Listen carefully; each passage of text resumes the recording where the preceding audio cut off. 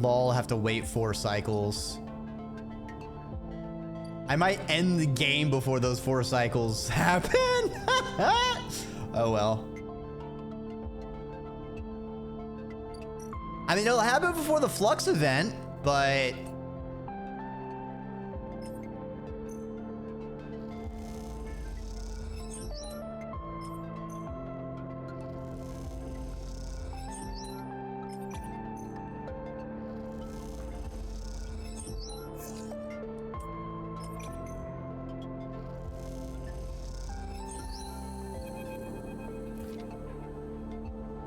They just keep coming, and they just keep coming, and they just keep coming, and they just keep coming. Perhaps the Flux event scared enough people that they really believe the Eye will collapse. Perhaps they are sick of Havenage, the Council's infighting, and the hardliners. Or perhaps they just want to take a chance at some new future, a place that is anywhere but here. Whatever it is, the evacuees don't stop. They come on the flotilla's shuttles, on their own ships, however they can. I've seen so many faces pass that they're almost meaningless now. A parade of features that seem both familiar and distant. You've been helping people, lifting bags, breaking in supplies, directing them to the berths you helped build. Some of them recoil from your touch, still unfamiliar with sleepers. Others treat you with pity. Some with hate, snatching back their bags and storming off. Still you help. Still you carry boxes and bags. Nothing can stop you. You don't look for Soul. You know he is busy. Just like you. Trying to make this thing work. Trying to fit as many people as will come onto the Pilgrim Seed. You know you'll see him before this is all over. You keep working. There's something in the back of your mind. Something eating away at you. Try to push it to the back of your thoughts. It keeps coming back. The Eye is over. That is the thought. But the Eye, even if the Flux doesn't get it, it's on its way out. How can it survive when these floods of people are leaving it behind? The thought that troubles you. It makes you question why you've held on here so long. In a place that seems so temporary for so many people. You're just a stubborn idiot? Someone who didn't get the message? Or are you a strong, independent robot person? Committed for blasting the storm, for seeing the collapse coming and facing it head on. There is something you are sure of now. This place, like all places, is temporary. As each phase passes you, each family packs up and gets on board the Pilgrim Seed. It feels ever more temporary, ever more fragile. It means it either desperately needs protecting, or desperately needs to be left behind. The choice is yours. We can finally +2. Damn. I'm wondering, I feel like it seems like the game, if you don't accidentally close off events, you get enough skill points to max everything, which is not what I expected.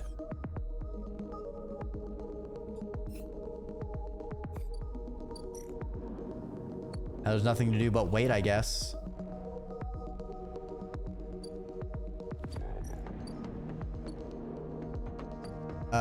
Let's go cook some food real quick.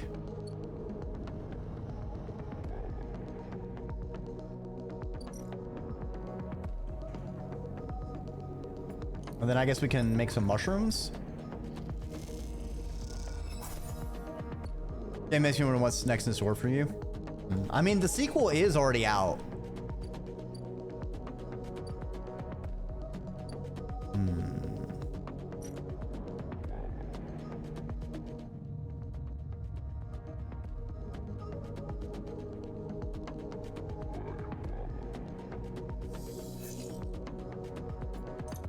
Feed the cats. Patch yourselves up.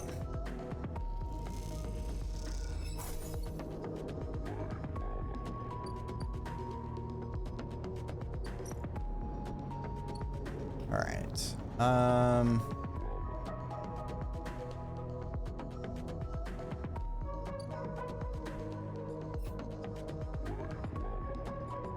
Guess there's nothing to do but wait then. In that case...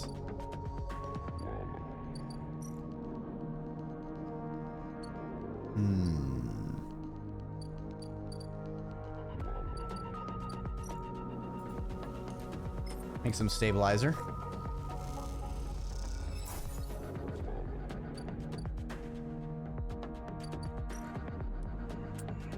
Harvest at the aviary. Reroll. Yeah, these are bad numbers. We don't have enough spores anyway, so go ahead and use these up down here. Okay.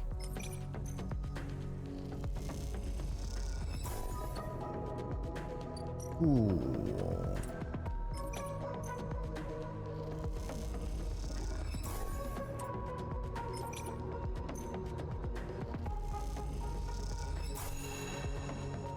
There we go. Do a round of replanting.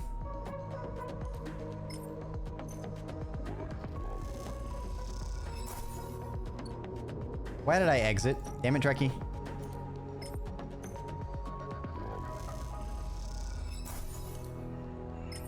You know, because we've had like one person's story show up on each of the three things, Tala and then Rico, I'm betting if we didn't sneak the guy aboard the ship, I think he would have joined on that third ship. I think he would have been the person we ran into saying goodbye.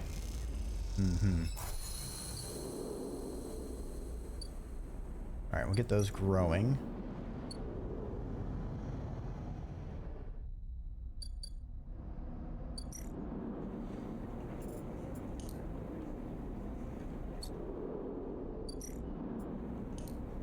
Food.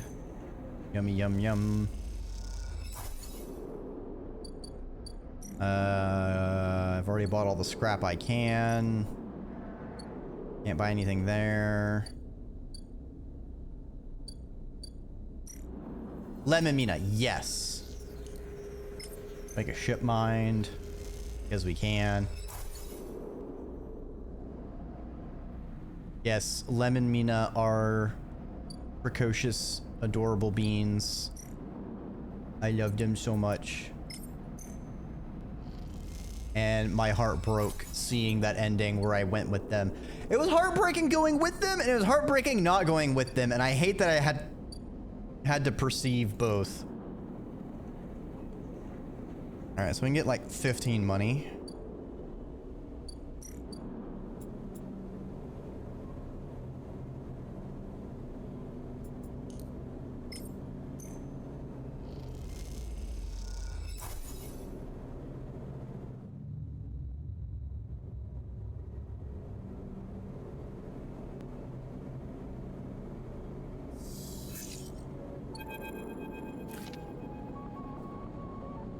Peak slate chirps in your pocket. You take it out. Message. The connection is ready. Meet me at the Founder's Gap, Greenway side. Peak. You clench your jaw. It's time.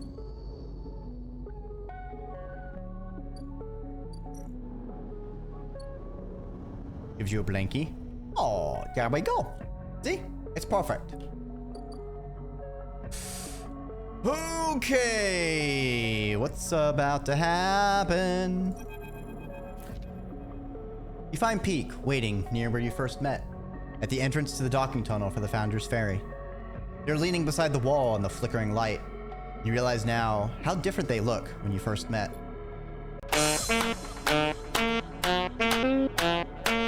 Hell yeah, thank you for the boop. Gotta love the sax. There's a darkness around their eyes, a sense of exhaustion to their pose, but also a solidity, a sense of purpose and self-knowledge. They look concrete, for want of a better word. Solid. Sleeper. They spot you, and a small smile crosses their face. Glad you came. Wouldn't be anywhere else, buddy. Their smile grows. Crunch time. They shake their head in disbelief. Let's go. Breaking the connection is up ahead. They walk away from the docking tunnel, into a ragged, half-crushed corridor that descends into darkness. They poke their slate, and a torch flicks on, lighting the way ahead. As you descend through the layers of the broken edge of the eye, Peak talks, filling the silence. I had to hunt all over this part of the eye to find a point where the connection was broken. You run a hand along the buckled metal of the wall, stooping under the angled ceiling. The hole, the gap, got knocked in the eye when Solheim collapsed. It's impossible to tell who did it. My guess is they tried to scuttle the eye. Solheim couldn't keep hold of their fancy new station. Well, no one could. Peak ducks through a fractured passageway with hanging wires like vines. This place has always been on borrowed time. Managed to weave together the old connections, run a new patch down to where the main line still runs to the remaining ribs of the rim. They smile.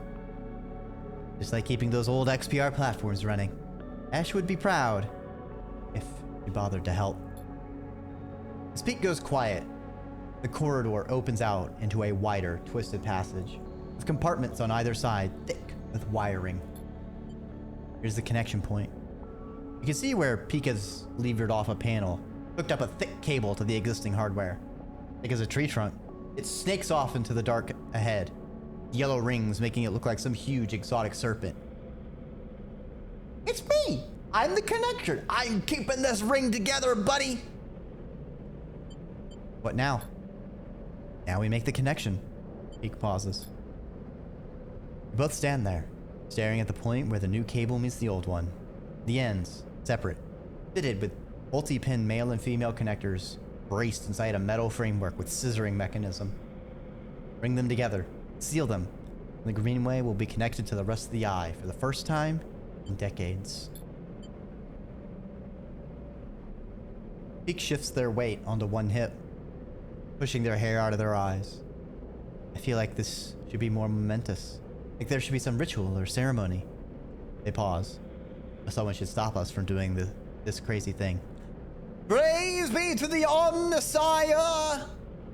Pull the leather, Kronk! Just do it. Do it! Peak nods. Well, the plaster off, right? Okay. You hold both sides of the supporting framework, ready to scissor it closed. Here we go. Peak wrenches the framework closed, and the connectors thunk together with a sound that echoes down the ruined corridor, into the dark on both sides. Both you and Peak wait with bated breath, unsure of what it is you're waiting for. You expect the eye to suddenly stop spinning, lurch on its axis, for the power to go out, or a shockwave to run through the corridors of the rim. You meet Peak's eyes, and suddenly they burst out laughing. What are we waiting for? They put a hand to their forehead. I feel like we just planted a tree and are expecting it to burst out the ground. They shake their head, a mushroom slowly sprouting from their scalp. The mushrooms, they're everywhere now! As you feel it, you feel it flowing like a stream that has been released from a cave and rushes out into the sunlight, crystalline and clear. You swear you can hear it running in the wires like water, like rain, like steam. It doesn't roar or rattle. It rustles and writhes there like liquid roots. Peak sees the look in your eyes and stops laughing. You can see it, can't you?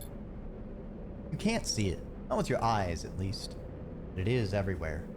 And now, it's out. Can't be put back in. That much is clear. Imagine the rim of the eye like a sponge, like soil soaking up the gardener and their chorus. The gaps filling with a burbling, constant, growing life. Peak stares at you, waiting for something, anything. Gardener is free. Peak nods slowly and closes their eyes. They go to speak, but words fail them. Joe, you boop them on their nose.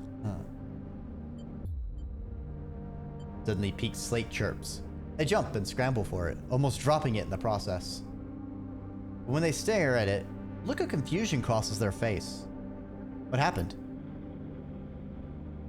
Peek's mouth falls open. It's Esh. They swallow. He's leaving. They look at you with panic. Before you can speak, they have turned away. They're moving back up the passageway, back towards the entrance. Peek! They don't turn. They don't respond. You watch their silhouette, lit by their slate's torch, disappear rapidly around a corridor. And you realize you did not bring a flashlight. You take out the slate Pete gave you, turn on the torch. The wires all around look like pale roots in the harsh light. You turn away from them. They're the gardeners now. You work your way back through the corridors, retracing your steps. Imagine Peek, panicked, running towards the cordon, realizing that their greatest fear has come to pass. You wonder if they'll be able to persuade Esh to stay. Esh is going, you think? The flotilla must be leaving too. The thought makes you shiver in the darkness. Do you push it away? You are not ready. You focus on avoiding the hanging wires, the low ceilings, and make your way out to the lit corridors of the Founder's Ferry Dock. Castor is waiting for you. He holds up his hands. No, sleeper. No need to fear. He raises his eyebrows.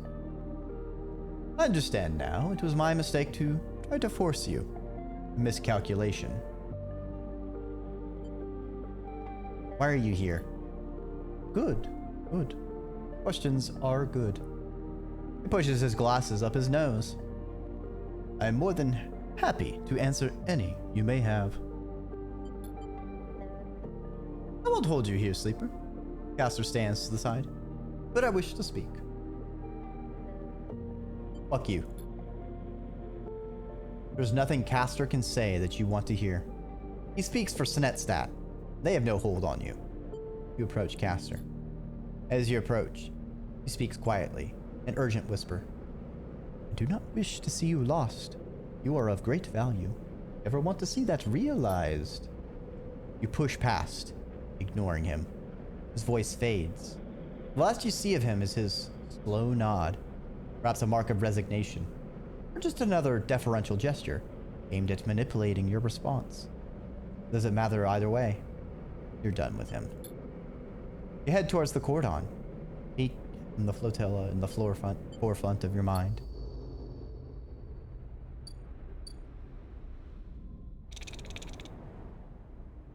I feel like if I stopped to listen to him, we would miss this Peek event. You arrive into chaos at the cordon. The final shuttles are leaving the ramshackle docks that have formed along the edge of the gap during the flotilla's stay. As they do, groups of evacuees push on board, hoping to be among the final people to escape from the Eye. The fear created by the Flux event became a series of rumors. Those rumors have driven many out of their homes. Others have staunchly doubled down on their position on the Eye, refusing to accept any gossip of a second collapse. You unsure of what to think? Is the collapse a certainty? Will Peek's actions this cycle have changed anything at all? You are tired of these questions. Instead, set out to look for your friends. Quickly spot Peek and Esh at the far side of the chaotic bay. Quickly make your way through the crowds, slipping between the gaps of the rushing evacuees, stepping over bags and luggage. Progress is slow, but as you approach, you can hear their voices over the crowd. You try to push closer, but there are many evacuees gathered around them and their shuttle. You have made your decision, Peek, and it puts you against me. Esh is standing with one foot on the boarding ramp. Peek argues with her. The evacuees are eyeing them, eager to intervene, but intimidated by Esh's evident strength and attitude. Esh, it doesn't have to be like this. Peek looks desperate. Tear tracks already on their cheeks. You can find a way. Esh shakes her head. I've always protected you, Peek. I've taken you under my wing. I understand you're not mine to control. And you have chosen to be here and not with me, despite everything. I've chosen to stop running. Peek cries out in frustration. You could choose to stop running too. You can stay here and try to live. Don't you remember what that feels like to live, Esh? Esh turns away. I remember what it was like to live in Hawthorne. It was like to be worried for your safety every cycle. To live under the control of my mother, the administration. To work to maintain something that no one wanted, no one needed, so that our corporation could maintain a foothold in this system. You talk as if this place, this very same system, is any different. Or is there here the same grind for other masters, for employers, administrators, for those who gain from our struggles? It may not be a corporation controlling the eye, but there is control. There is power in action here. So what then? Peak shouts.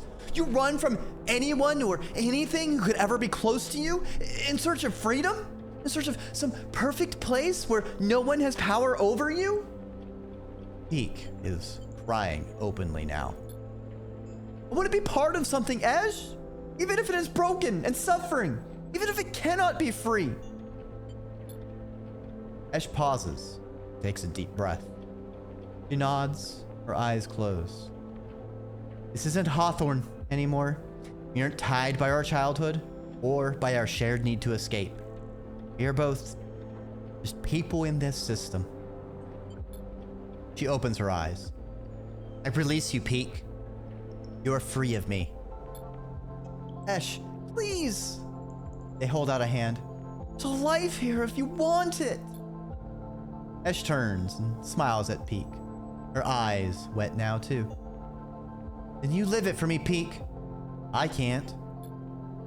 And she climbs up the boarding ramp. The evacuees taking their chance to climb on board too.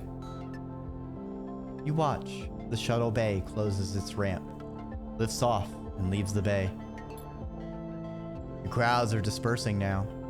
They get onto shuttles or say their goodbyes and move back to the main part of the cordon. You push past them to reach Peak. Peak doesn't turn as you come closer. Sleeper. Ash is gone. You chose to leave. Peak nods. I've known her my whole life. They wipe their face. But since we arrived, we've been going in different directions. They turn to face you. I'll miss the briar, which will serve Ash well. I know that. Sleeper. The shout takes you by surprise. You turn. As you turn, you see Soul coming across the bay towards you. Last two shuttles loading up behind them. He reaches you, his suit hissing as he does. Can't believe you'd make an old man run across the bay to get you. He pauses to take a breath. Singers have gone, left at the start of the cycle, broke away from the flotilla. You smile as you think of Tala, safely cradled within one of those singer ships, on her way to the starboard belt. Hopefully, reunion with her brother. Godspeed, Tala. What are you smiling at? Soul interrupts your thoughts. They forced our hand. I have to leave now. Soul shakes his head. We follow close enough behind. Maybe it'll end up being our scouts anyway. And I reckon any hostile spacers out there will give them a wide berth. Pilgrim Seed will need a little time to make our way out of the cordon. I'm heading back now to get her started. Thankfully, step ships are sticking with us. We'll be plenty well supplied for the journey to the belt. He pauses. Anyway, I didn't plod all the way over here to tell you that. Soul looks between you and Peak with a raised eyebrow. Now or never, Sleeper. Good to my word, and I kept a berth for you. This is your last chance to take it. He scratches his beard. Make a call. You glance out at the flotilla beyond the bay. Beautiful in the light of Helion's sun. They give a long journey to the starboard belt. For the people inside the Pilgrim Seed.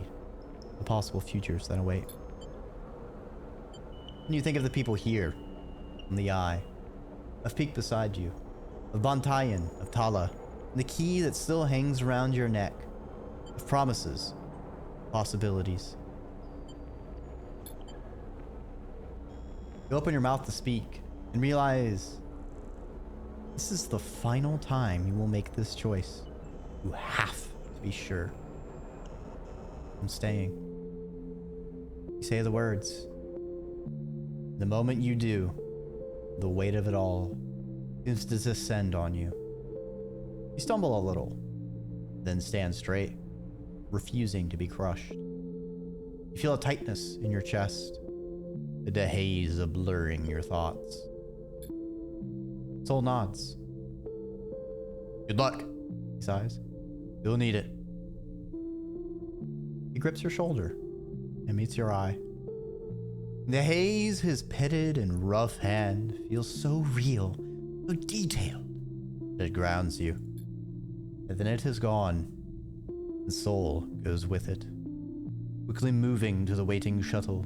As he does, you watch, unable to speak, your whole body pulsing. And then another hand falls on your shoulder. It grounds you once more. You turn to see Peak's bright eyes. Let's go, sleeper. You nod. Seeing how unsteady you are on your feet, he puts an arm around you and steers you towards the entrance to the bay. As they do, you hear the roar. Feel the wind as the shuttle lifts off, angles towards the flotilla. You don't turn. Instead, you keep your head down and focus on each step. As you do, you feel Peak beside you, holding a little of your weight, and you holding a little of theirs. This is how it will be for many cycles after you both leave the bay and head back into the eye. You both hold things for each other, remind each other of the choices you made, remind each other of why it is important to keep going, despite the moments when it seems impossible. You will keep going. You will keep each other going. That support will be vital when the second flux event hits the eye. Knocks the entire free spoke off the power grid, making the whole section lurch with a sickening motion. When it cripples systems, corrupts processes, leading sections of the station to go dark or start venting oxygen. And holding on is all you can do while the world seems to come apart around you. And yet, somehow, the eye will persist. Systems will resist total collapse in ways that will seem inexplicable to many. But to you and Peak, it will signal the awakening of a new force within the station. That new force will bring with it new challenges and new possibilities in equal measure. Strange growths will be reported all around the station in the wake of the flux event. Fungal crusts pushing through pipes and wiring. The eye will go wild and fecund, becoming a station of increasing unpredictability, prone to a seasonal rhythm of spore clouds and sudden growth spurts. There will be a strange and unsettling beauty to this paradigm shift, as the greening of the station turns it from a corporate ruin to some altogether new assemblage of biological and mechanical structures, a synthesis of the living and the metallic, a biomechanical space station. Rico will take on this challenge with energy that seems impossible for her age. Until her final day, she will delight in the new mysteries the eye and its gardener produce. As this new era consolidates around the station, you'll find yourself and the battalion post cycles, working to keep the place alive. The cycle where you invite emphasis to come and make use of the kitchen will go from a one-off event to a regular occurrence. And so the battalion will be filled with spacers eager to try the best preparations of the station's now abundant mushrooms. And on occasion, after a long shift at the battalion, you'll hear the sound of the stray mewling. You'll grumble up some food and sit and watch the cat eat, as if it's the only thing in your world that matters. However, into all this newness, the bad old ways still intrude. Senate Stat, frustrated by the eye's resilience, will begin to send more physical threats. Supply ships and traders will suddenly stop arriving, stopped by a blockade of corporate militia. Life on the eye will be punctuated by wide-channel broadcasts from Senate Stat, stating legal precedents and quoting deeds of ownership, staking a claim on the system. Meanwhile, Havanage will consolidate their power around the hardline group led by Kemp. But this will push them further from the people of the Eye. As they decay, new forms of station administration will rise. But the hardliners will persist as a dangerous force. As the cycles roll on and the threats gather, new broadcasts will join them, sent by Conway Extractions, making counterclaims on assets within the Helion system.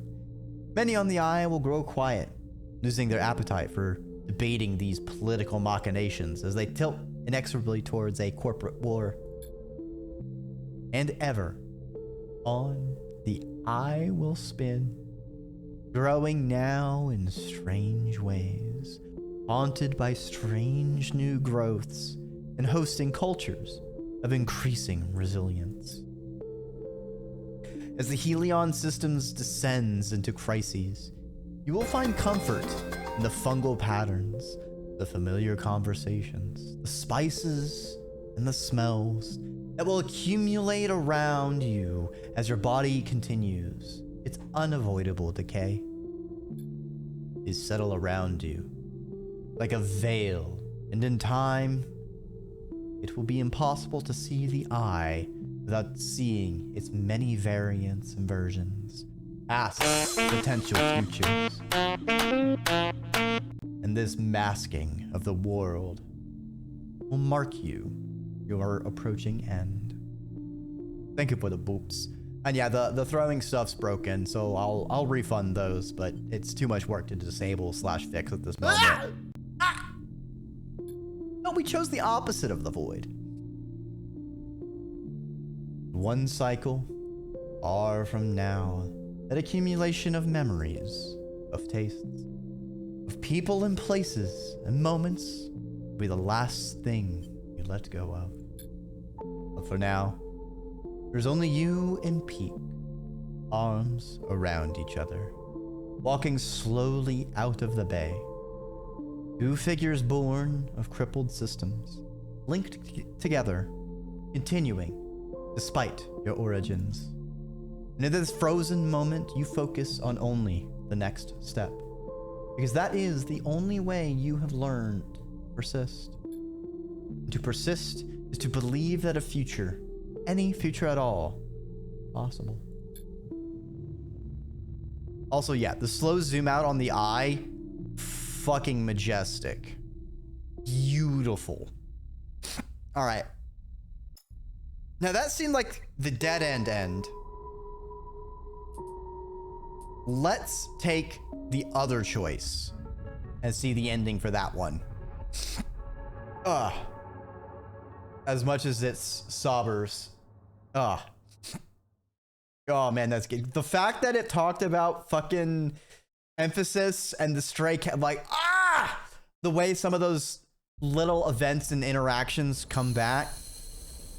I'm a little sad that the whole AI thing and not killing Killer, leaving them around, didn't pay off.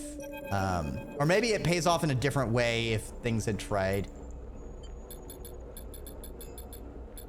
Okay, we need to go through this. You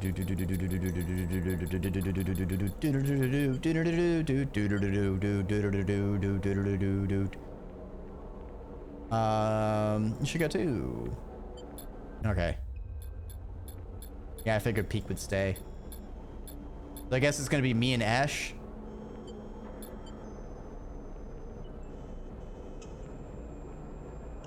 I'm leaving. You say the words, and they seem to carry your heart out of your mouth with them.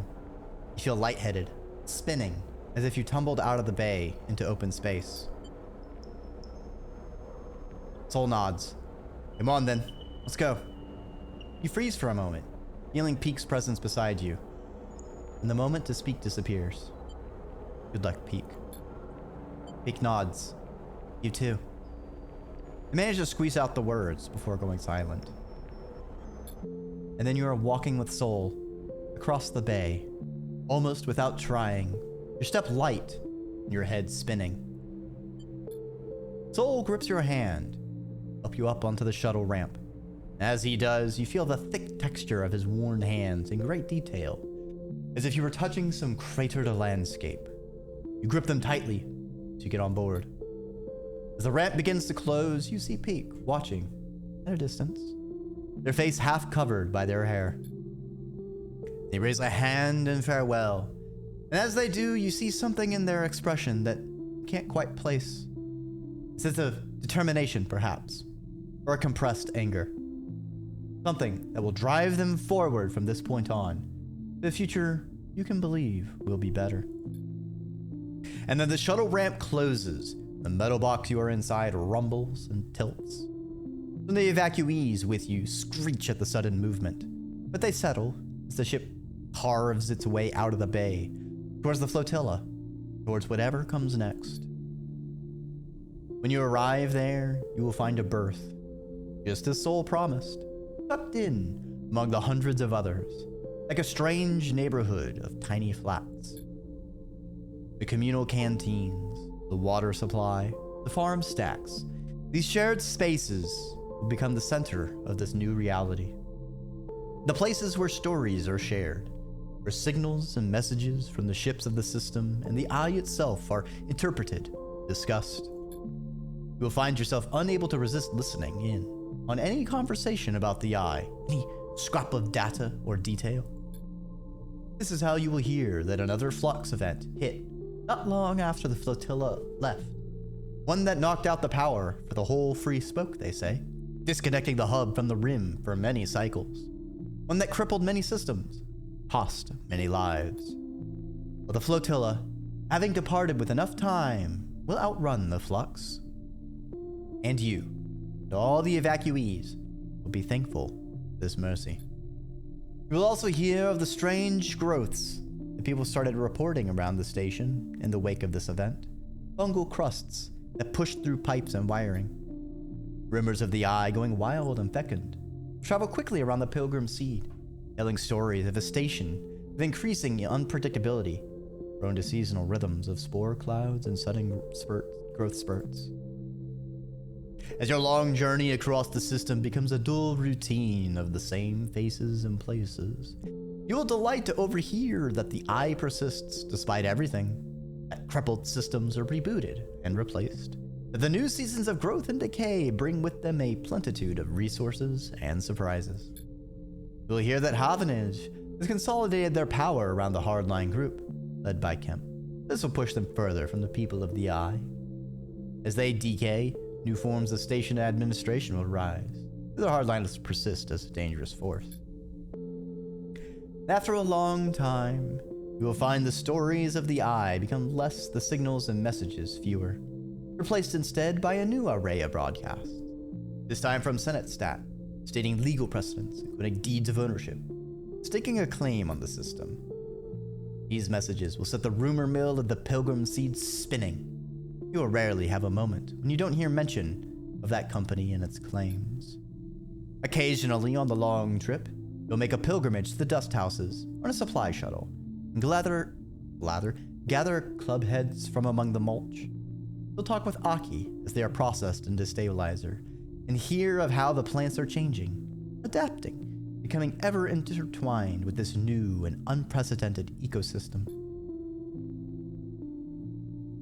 And then the final part of your journey, as you reach the far parts of the system, where few signals travel, the starboard belt girds the system like a defensive ring. There will be distant reports of another fleet entering the system under the banner of all too familiar Conway extractions. By the time this happens, you and the evacuees will begin to discuss these events less and less, perhaps in the hope of avoiding being implicated in the coming corporate war. And finally, one cycle, far from this moment, you will arrive at an asteroid port in the starward belt, one you have yet to know, and you and all the evacuees will be released into it. In that moment, half a system and hundreds of cycles away from the Eye, you will think back on your time there with equal sadness and fondness. And then you will step out of the Pilgrim Seed, never to return. Once more, try to make a future for yourself. It might be different to those false futures promised to you so many times. But for now, you remain on the shuttle, angling its way towards the bays of the Pilgrim Seed, carrying the hopes of all who tremble quietly within it. And in this moment, you feel the eye release you. Just as Ash released Peak, and it feels so good.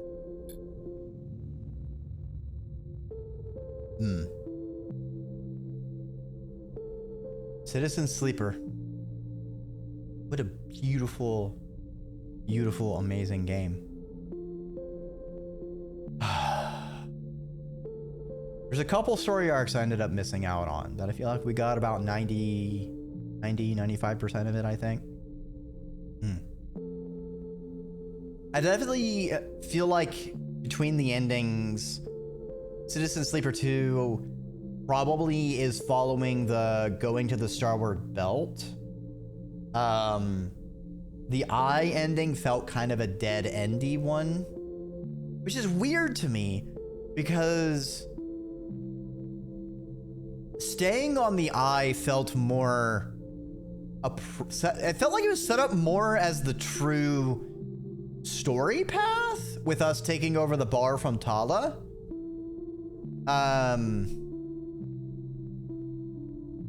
But also, they did mention bringing the club heads with the Starboard Belt path. So that's our way of maintaining our stabilizer even without an S&R hookup.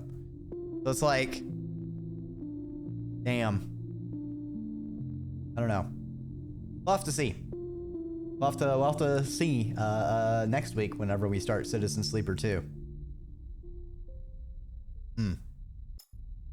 I took every stay on the Eye ending without seeing any of the leave endings in your playthrough. It also felt like stay endings were kind of thematically more appropriate. Yeah, same here. Like I kind of thought we would be on, or I guess this does say right here, Starboard Belt. So I was kind of wondering if like we would still be the same character or if it would be a different character. But I guess this kind of confirms that the Starboard Belt is considered the true ending. Like,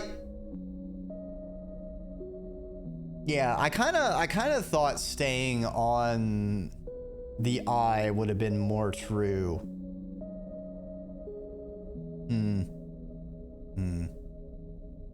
I also feel a little weirded. I don't know if it's like maybe there's different events. I kind of wanted to be able to space Kemp and Co. Like the admin block of the group. I keep wanting to call them Harbingers. That's not right. The Hardinger group. The Habinger group. Like they kept showing up, but it would be like for a single scene and then leave. So it just felt like, I don't know, they weren't really well interacted with. It felt like they were kind of used and thrown away. And they weren't as well integrated, I feel like, as many of the other storylines and arcs. One leave ending that was really good was the side reel. Oh yeah. Oh god, the side reel Horizon ending fucking killed me. But considering we didn't bring any stabilizer or anything with it, I expected that to be kind of a dead end anyway as well. I think I did every single story. I never saw any further stuff with the Hardline. Yeah, same here. But that is Citizen Sleeper, everyone.